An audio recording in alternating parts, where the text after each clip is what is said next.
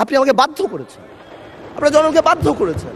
জনগণ যদি 70% ভোট অবশ্যই গণভোটে দিয়েছে, জনগণ কিন্তু সংবিধান পরিবর্তন করার জন্য 51% ভোট আমাদেরও দিয়েছে। তো সেটাও তো গণভোট, অফকোর্স গণভোট। এই যে আপনারা অনেকে বলেন অবৈধ, আমি অবৈধ বলতে চাই না, it's too harsh, rigorous, but এটা সত্যি, এটা it cannot be traced back in the constitution, so it is a mere unconstitutional thing.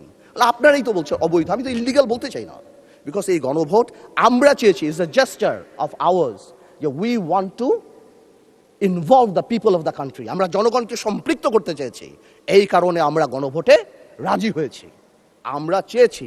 এখন গণভোটে আপনাকে একটা কথা বলি, আসলে বলা উচিত না, ইন্টারিম গভর্নমেন্ট তো আমাদেরই ছিল, কিন্তু কিছু টেকনিক্যাল লেকুনা, কিছু পলিটিক্যাল ব্লাফ তো আমরা পেয়েছি। যেমন আপনারা গণভোটে ব্যালটে 4টা কথা বলেছেন। আচ্ছা চিন্তা করেন তো ভাই, একটা ভোটারের কাছে যদি আমি জিজ্ঞেস করি যে আমি একটাতে ভোট দিতে চাই না, I do not agree with one of the provision, আমি কি করবো? হ্যাঁতে ভোট দিব না নাতে ভোট দিব? জবাব নাই। আপনি আমাকে বাধ্য করেছেন, আপনারা জনগণকে বাধ্য করেছেন। তাহলে আপনি এখানেই প্রথম থেকে বলে